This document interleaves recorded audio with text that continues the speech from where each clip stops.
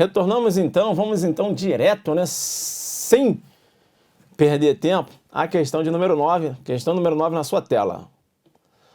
Questão número 9. Na legítima defesa subjetiva, a pessoa que estava inicialmente se defendendo no momento do excesso passa a ser considerada agressora, de forma que o agressor inicial tem o direito à legítima defesa subjetiva de se defender do excesso. Questão errada aqui. Questão errada porque, na verdade, trata-se da legítima defesa sucessiva, que inclusive é considerada uma legítima defesa real. Então, aqui comigo. Legítima defesa sucessiva. Bem, eu comecei a agredir o MEV.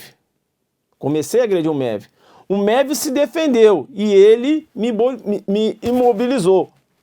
Estou imobilizado. A minha agressão cessou. A partir de agora, que eu já estou imobilizado, ele passou a me agredir. Aí, eu que iniciei a agressão, vou agora externar a minha defesa. Eu que iniciei a agressão, vou agora externar a minha defesa. Eu agora me encontro numa legítima defesa sucessiva, que é uma legítima defesa real. Por quê? Porque a agressão dele passou a ser injusta. Deu para entender? Legítima defesa sucessiva. E o que seria essa legítima defesa subjetiva então, professor? Comigo na tela.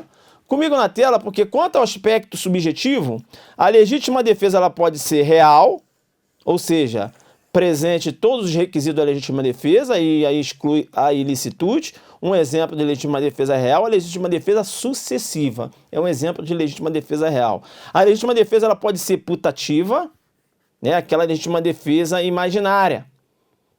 Aqui comigo. Então, eu estou num local ermo, estou indo na direção do Tício. Eu coloco a mão no bolso, né, para retirar um lenço e o Tício achou que fosse um bandido, queria me matar, queria matá-lo. E o Tício vai, saca a sua arma de fogo e realiza disparo e acaba me matando. Ele tem uma falsa noção da realidade.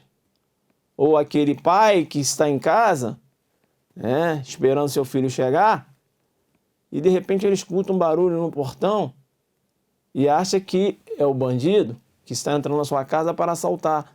Ele saca sua arma de fogo e realiza o disparo, porque estaria ele, né, o bandido já estava entrando, suposto bandido já ali no interior da casa, supondo ele que fosse um bandido, quando na verdade era seu filho. Eu tenho nesses casos a chamada legítima defesa putativa, legítima defesa imaginária. Eu não tenho agressão injusta aí. Deu para entender? E essa legítima defesa, esses dois exemplos que eu te dei, eu tenho aí um contexto de erro, no contexto fático. Inclusive, se esse erro fosse vencível, esse pai responderia por homicídio culposo, bem como no outro exemplo, né, que foi o MEV, o Tício que eu dei, né, que realizou o disparo e acabou acertando o outro, responderia também por homicídio culposo.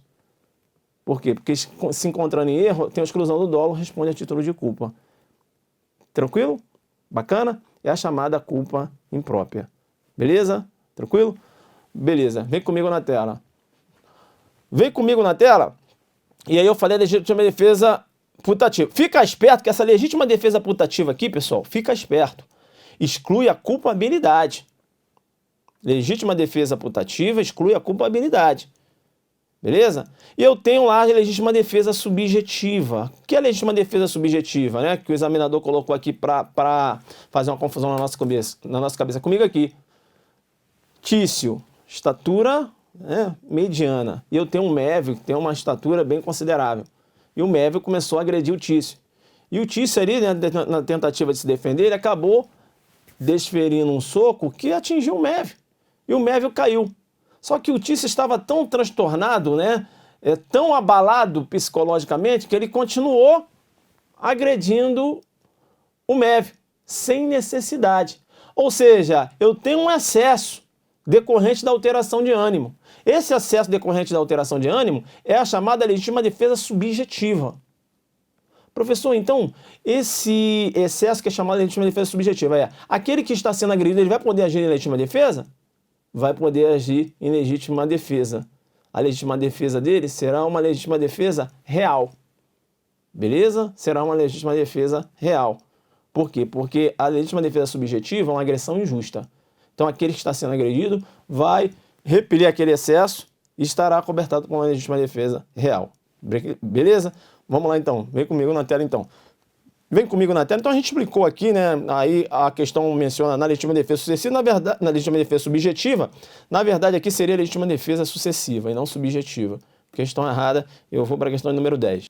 Antes mesmo de ir para a questão 10, deixa eu analisar, né? Eu gosto de jogar duro. Algumas situações aqui envolvendo a legítima defesa. Rapidinho comigo aqui. Legítima defesa real em face de legítima defesa real é possível? Que é a legítima defesa recíproca? Não é possível. Porque se eu tenho uma legítima defesa real, a agressão ela tem que ser injusta. Então não posso ter uma legítima defesa real em face de uma legítima defesa real. Essa outra legítima defesa aqui tem que ser putativa. Beleza? Aí aqui embaixo, né, é o exemplo que eu falei agora. Legítima defesa real versus legítima defesa putativa. Aí sim, aí vai ser possível. Legítima defesa putativa versus legítima defesa putativa. Também é possível. Professor, dá um exemplo que essa aí não entendi não. Aqui, estou no local ermo. O Tício vem de um lado e o Mévio vem de outro. O Tício acha que o Mévio irá atacá-lo. Eles são desafetos. E o Mévio acha que o Tício irá atacá-lo. Só que os dois estavam com a intenção, né, de promover a pacificação entre ambos. Mas um achou uma coisa e o outro achou também que seria, na verdade, um ataque. Ambos acabam errando no contexto fático. Ambos estão na chamada legítima defesa putativa, um em face do outro. É possível, então, legítima defesa putativa versus legítima defesa putativa. Não vai ser possível legítima defesa real versus legítima defesa real. Beleza? Vem comigo na tela. Vem comigo na tela porque aquele que chama o outro para duelo, né, e aquele outro que aceita o duelo, não podem aí alegar legítima defesa. Legítima defesa versus relações familiares. É possível. Aquele pai que se excede no meio de correção, né, aquele pai que está ali, veja, já agredindo o filho vai poder agir em legítima defesa tranquilamente. Beleza? Então, o pai tem um direito de correção, mas veja, dentro dos limites. Legítima defesa real versus legítima defesa subjetiva. A gente acabou de ver agora, né? Possível, legítima defesa real versus legítima defesa subjetiva. Legítima defesa real versus excludente de culpabilidade. É possível. Sempre lembrando, se não for no caso do inimputável, como bem disse o professor Juarez Cirino, no caso do inimputável, né, de um doente mental, há aquela limitação ético-social. Então tem que se verificar se não era possível evitar aquele conflito naquela situação. Beleza? Legítima defesa real estado de necessidade simultâneo. Como é isso, professor, aqui comigo? Olha, o Tício está aqui, parado, e ao lado dele tem um policial. E o Mévio vem na sua direção. E o Mévio é o seu desafeto. E o Mévio sacou uma arma de fogo. Aí ele pegou a arma do policial aqui e atirou no Mévio. Eu posso me encontrar acobertado por duas excludentes? Sim. Estado de necessidade em relação policial, que é subtrair a arma, e legítima defesa em face do Mévio, que vem na minha direção com aquela arma e realizei o disparo de arma de fogo. Uma coisa, né, eu falei aqui, simultânea. Beleza? Simultaneamente eu posso estar cobertado por duas excludentes de ilicitude, legítima defesa, estado de necessidade ao mesmo tempo, nesse exemplo que eu te dei. Beleza? Vem comigo na tela. Vem comigo na tela que agora sim, né? Agora vamos para a questão número 10. O vigilante que repele injusta agressão atual ou iminente age no estrito cumprimento do dever legal. Questão errada, né? Dever legal, estrito cumprimento do dever legal, uma excludente prevista lá no inciso 3º lá do artigo 23, não é isso? Além do estrito cumprimento do dever legal, também tem um exercício regular de direito que a gente vai ver aqui. Tá, vamos lá. Dever legal em sentido genérico. Ou seja, esse dever ele pode decorrer não só da lei, mas também como decretos de atos administrativos de caráter geral. Se eu tenho uma ordem de caráter individual, eu tenho aqui a obediência hierárquica, tá? Aí não vai entrar lá, não há que se falar em dever legal. Dever legal versus particulares, aqui comigo. Policial militar vai realizar uma prisão. Ele tem um dever legal de realizar aquela prisão. Só que ele precisa de uma ajuda. Aí o particular está andando aqui na rua, o particular me ajuda aqui. O particular irá ajudá-lo. A partir desse momento, a qualidade do policial vai passar para aquele particular também. Então o particular, naquele momento ali, ele está agindo no estrito cumprimento do dever legal, em decorrência dessa qualidade do policial que passou para esse particular no desenvolvimento daquela ação. Deu para entender isso? Comigo na tela. Comigo na tela porque quando eu tenho dever legal e excesso, o agente pode responder por abuso de autoridade, além do delito, né, proveniente do excesso. Não entendi, professor, aqui. Então, o policial está algemando o Tício. E aí ele algema, mas ele quer, né, machucar o Tício. Então vai responder por lesão corporal e o crime de abuso de autoridade. Agora o policial está algemando o Tício. E por inobservância do dever jurídico de cuidado, ele acabou lesionando o Tício. Responde apenas por lesão corporal culposa. Não há que se falar de abuso de autoridade, os crimes de abuso de autoridade são dolosos. Deu para entender? Comigo na tela. Comigo na tela porque eu posso ter dever legal versus troca de tiros, né, durante a ação policial. Aqui. Não vai caracterizar dever legal. Os policiais em conflito com bandidos. Eu tenho legítima defesa. Se o policial acaba matando um bandido daquele que está promovendo uma agressão injusta, né, realizando disparo de arma de fogo na direção da guarnição, os policiais estão na legítima defesa. E não há que se falar de estrito cumprimento do dever legal. A lei não manda ninguém matar ninguém. Beleza? Tranquilo. E eu teria uma hipótese de dever legal num contexto de morte. Quando? Nos casos de guerra declarada, né? Então, aquele que participa daquela execução está no estrito cumprimento do dever legal. Você tem um exemplo lá, as doutrinas apontam, né? O carrasco, né? Que pratica, que desenvolve praticação, né? De matar aquele condenado à morte. Tranquilo? Vem comigo na tela. Aqui, então, ó, dever legal, pena de morte nos casos de guerra. Eu avanço para a questão de número 11. Quem tem o dever legal de enfrentar o perigo não pode alegar estado de necessidade. Questão correta, né? Questão correta. Estado de necessidade previsto aqui no artigo 24 do Código Penal. Considera estado de necessidade quem pratica o fato para salvar de perigo atual que não provocou por sua vontade nem podia de outro modo evitar direito próprio alheio, cujo sacrifício na circunstância não era razoável exigir-se. Eu vou chamar a sua atenção, parágrafo 1º. Não pode alegar estado de necessidade quem tinha o dever legal de enfrentar o perigo. Aqui comigo. Então, aquele bombeiro, ele tem que enfrentar aquele perigo, né? Tem uma escola em chama, ele tem que enfrentar aquele perigo para salvar aquelas crianças que se encontram dentro daquela escola. Agora, veja, tudo dentro da razoabilidade. Não é aquela escola que não tem como entrar, aí o bombeiro também ele não tem que praticar um ato heróico lá e praticar um verdadeiro suicídio. Não é isso? Não tem como entrar, já não tem como. Agora, tem como entrar, mas é arriscado. Aí ele tem que entrar. Deu para entender isso? Beleza? Tranquilo? Vem comigo na tela. Vem comigo na tela porque a doutrina... Há uma discussão se esse perigo aqui, ó... Porque a lei fala perigo atual. Será que o perigo iminente também é abarcado? Aqui comigo. Eu tenho duas correntes. Uma primeira corrente entende que não. Por quê? Porque essa não é a vontade do legislador. Porque se o legislador desejasse o perigo iminente no bojo do 25, no bojo do 24, teria o feito, como fez lá no 25. Na legítima defesa ele fala perigo atual e iminente. Por que no 24 ele só falou perigo atual? Porque ele não quis abarcar aqui o perigo iminente. Primeira corrente. A segunda corrente, que é a corrente da sua prova em sede de doutrina. Além do perigo atual, o perigo iminente também está abarcado aqui no estado de necessidade. Beleza? É a doutrina majoritária. Agora veja, se o examinador trabalhar com letra da lei, ele vai colocar a letra da lei. E a letra da lei não entra perigo iminente. Então se ele colocar lá, de acordo com o Código Penal, aí colocar, considera estado de necessidade, comigo aqui na tela. De acordo com o Código Penal, considera estado de necessidade quem pratica fato para salvar de perigo atual ou iminente, aí tem que marcar errado. Marcar errado por quê, professor? Ele falou de acordo com o Código Penal, filhão. Não falou de acordo com a doutrina. E o Código Penal não inseriu aqui o perigo iminente. Se você marcar correto, você errou.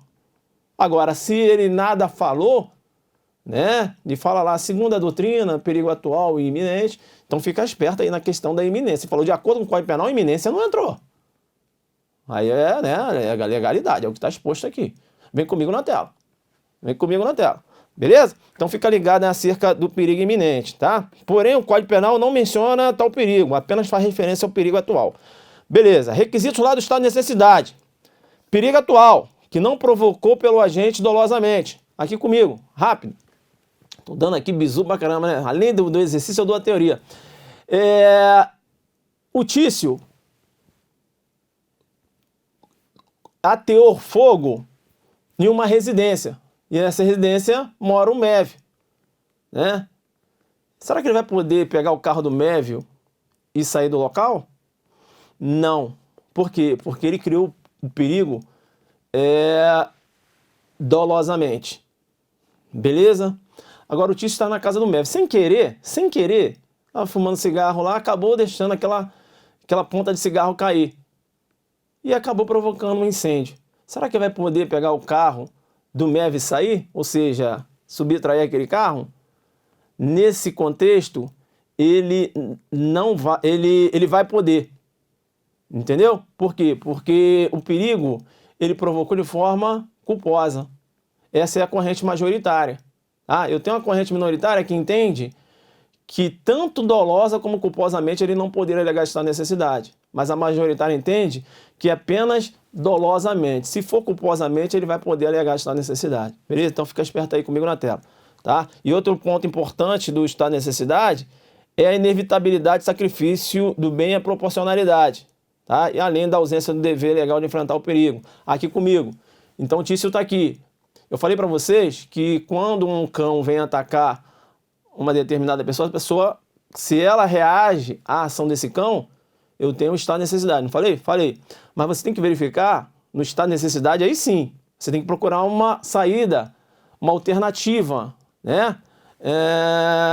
No sentido de evitar o sacrifício daquele bem. Então, se o cão está vindo na direção do Tício, o cão está lá embaixo. O Tício está aqui na porteira. O cão vai... Se o Tício pode sair aqui da porteira e ele fica esperando o cão chegar para ele agir e acabar matando o cão, ele não vai estar cobertado do estado de necessidade. Por quê? Porque o sacrifício do bem poderia ser evitado. Então, a inevitabilidade de sacrifício é requisito do estado de necessidade. Comigo na tela. Tá? E ainda pode cair lá no estado de necessidade, e vai cair na sua prova, essas teorias. A teoria adotada é unitária. Tá? Sacrifício de bem de igual ou menor valor em relação ao bem preservado. O estado de necessidade na teoria unitária é sempre o quê? Justificante. É a teoria adotada. Eu tenho uma outra teoria que é a teoria diferenciadora. Sacrifício de bem de menor valor é o estado de necessidade justificante. E sacrifício de bem de igual ou maior valor é o estado de necessidade exculpante. A teoria diferenciadora diferencia o estado de necessidade em justificante e exculpante. Essa teoria ela é adotada lá pelo Código Penal Militar. Beleza? Tranquilo? Tá. Diferente da legítima defesa, e eu acabei de falar agora, é possível... Não, ainda não tinha falado. É possível estado de necessidade recíproco. Como assim, professor? Um estado de necessidade e o outro estado de necessidade real. É possível, professor? É. Por quê? Porque no estado de necessidade você não trabalha com agressão injusta. Os náufragos. Tem lá uma prancha. Né? Tem uma prancha. Ambos estão ali no estado de necessidade, um em face do outro. É possível estado de necessidade recíproco. O que não é possível é legítima defesa recíproca. Por quê? Porque uma agressão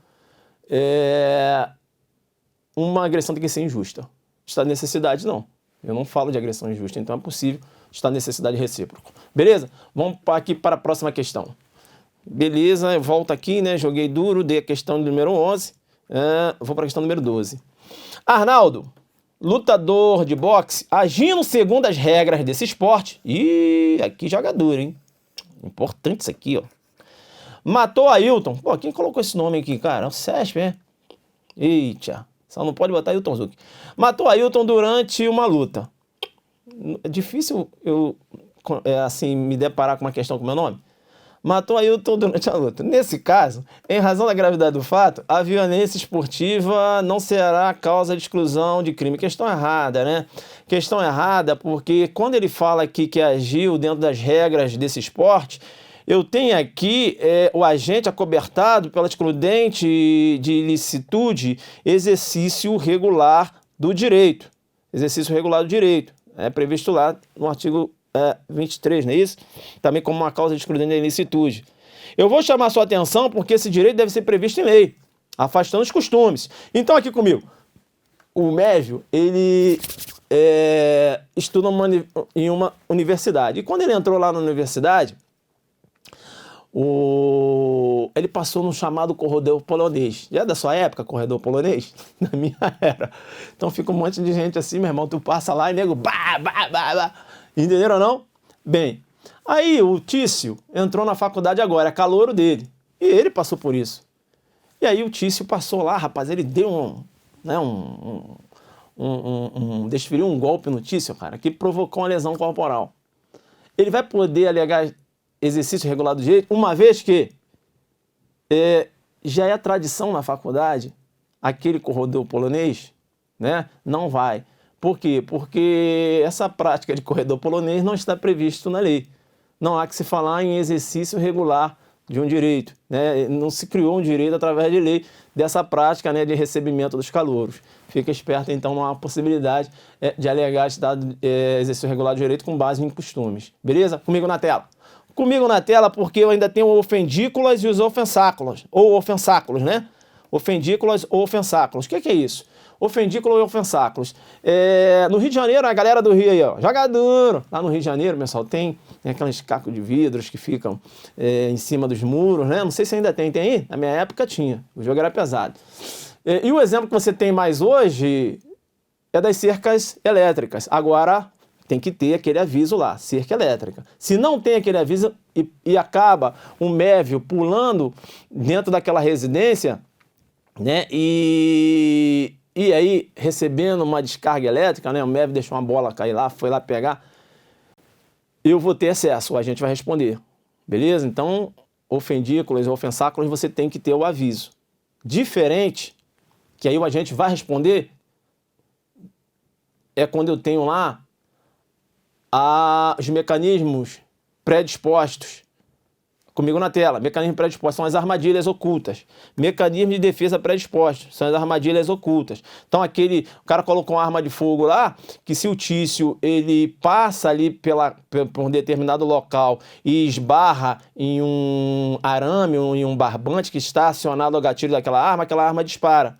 E se aquela arma dispara acaba provocando a morte do Tício, eu tenho aí homicídio, né? Não há que se falar em um agente se encontrar cobertado masculino de ilicitude. São os mecanismos predispostos, ou seja, as armadilhas ocultas. Beleza? Tranquilo, então bati aqui, vou para a questão de número 13. O professor está jogando duro agora, está indo mais rápido, né? Claro, pô. Vamos lá. Com base na doutrina atual, é correto afirmar que são temas de imputabilidade penal: a coação moral irresistível e a obediência hierárquica. Questão maldosa do examinador, questão errada. Tá? Em tema de imputabilidade penal, eu não falo de coação moral irresistível e obediência hierárquica. Quais são os elementos da culpabilidade? Eu tenho a imputabilidade, olha, ele está tratando aqui da imputabilidade. Mas eu não só tenho a imputabilidade, eu tenho potencial conhecimento da ilicitude do fato, eu tenho uma exigibilidade de conduta diversa, né? Aqui, esse contexto aqui, eu tenho a teoria pura, né, da culpabilidade, não é isso? Teoria pura da culpabilidade. Aqui comigo.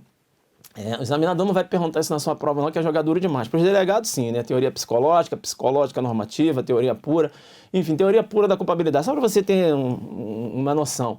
Dolo e culpa deslocaram lá da culpabilidade e foram para o fato típico. Beleza?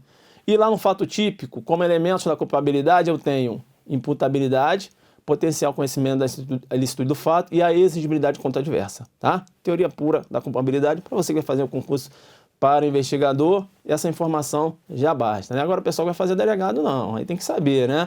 A questão de dolo normativo, dolo natural, né? Finalismo, causalismo, é outra parada que eu não vou entrar agora aqui. Beleza? Tranquilo? Vem comigo na tela. Vem comigo na tela que eu coloquei aqui os elementos da culpabilidade: imputabilidade, potencial conhecimento da ilicitude do fato e exigibilidade de conduta adversa. Beleza. Causas que excluem a imputabilidade. É isento de pena o agente que, por doença mental ou desenvolvimento mental incompleto, era ao tempo, ou retardado, era ao tempo do crime, inteiramente incapaz de entender o caráter ilícito do fato ou determinar-se de acordo com esse entendimento. Pessoal, então se liga.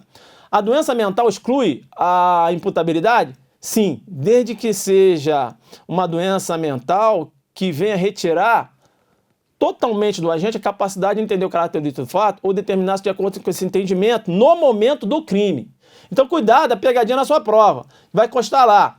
Para a exclusão da imputabilidade, basta que o agente seja portador de doença mental. Errado. Por quê? Porque além de ser portador de doença mental, essa doença mental ela tem que agir no momento do crime. Deu para entender? Porque eu tenho doença mental, mas eu tenho momentos de lucidez. E se o agente é portador de doença mental e no momento do crime ele estava lúcido, ele vai responder penalmente. Deu para entender isso? Então, fica esperto. Além da inimputabilidade, comigo na tela, lembrando sempre que quanto aos menores, né? Ou melhor, quando eu falo de inimputabilidade, né, doença mental, por exemplo, a adoção aqui do critério biopsicológico é a regra.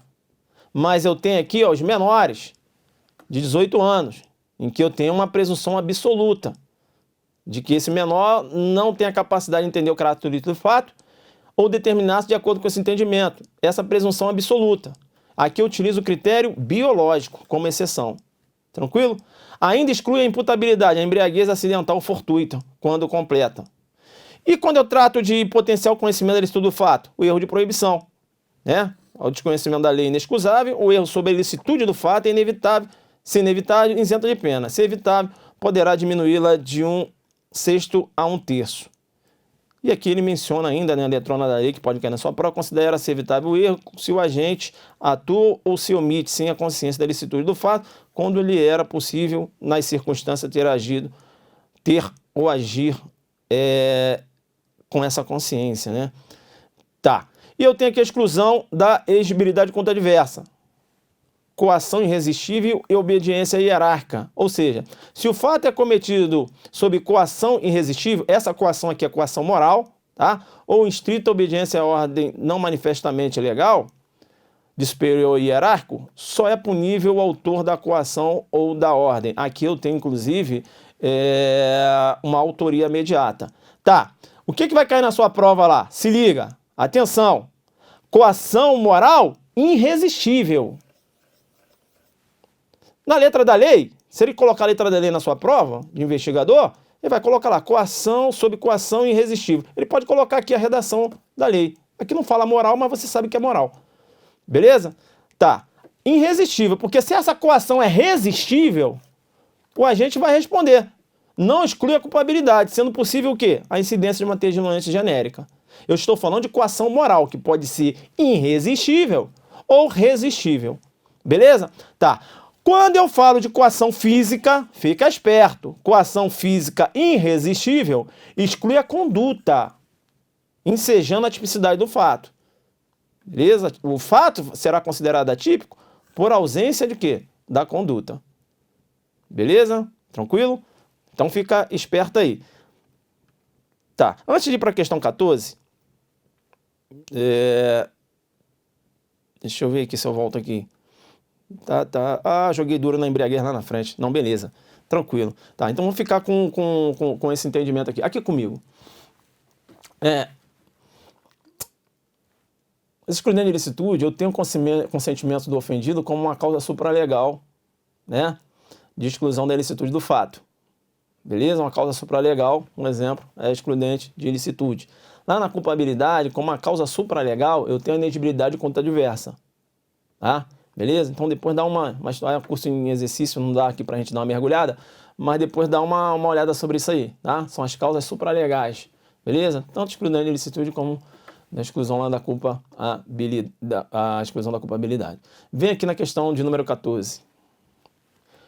É isento de pena o agente que, por embriaguez completa, proveniente do caso fortuito ou força maior, era ao tempo da ação ou omissão inteiramente incapaz de entender o caráter ilícito do fato ou determinar-se de acordo com esse entendimento. Questão correta, né? Ele fala aqui da embriaguez fortuita ou acidental que exclui lá a imputabilidade. O 28 menciona, né? Não excluem a imputabilidade penal, a emoção ou a paixão, a embriaguez voluntária ou culposa pelo álcool ou substância de efeitos análogos E o parágrafo primeiro menciona: é isento de pena o agente que, por embriaguez completa proveniente de caso fortuito ou força maior, né, era, ao tempo da ação ou omissão, inteiramente incapaz de entender o característico do fato ou determinar-se de acordo com esse entendimento. Então, se essa embriaguez é fortuita e é uma embriaguez completa, há isenção da pena. E aqui a gente vai analisar os tipos de embriaguez, calma, tá?